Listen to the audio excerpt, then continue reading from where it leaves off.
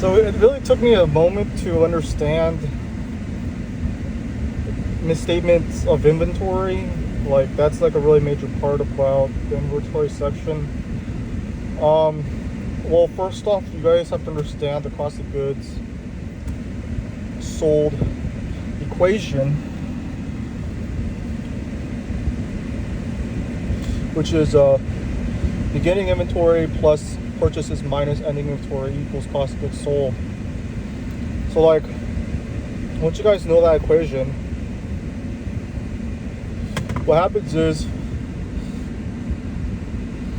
that depending on what the mistake was, like for example, like maybe they didn't put in like a purchase, or like the beginning inventory was overstated, or the ending inventory,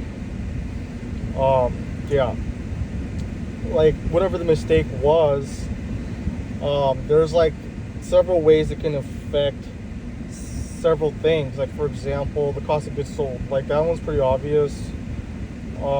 If the beginning inventory, or if the purchases was understated, for example, then like you can do the math, like 100 beginning inventory, the cost of goods was understated. Let's say it was understated 100 when it should be 200, and the the ending inventory was 200. So like that would mean like the cost of goods sold is 200 when it should be 400.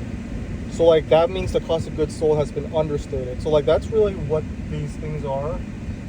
Other than that, like for example, there's several different things that you guys have to think about when it comes to inventory.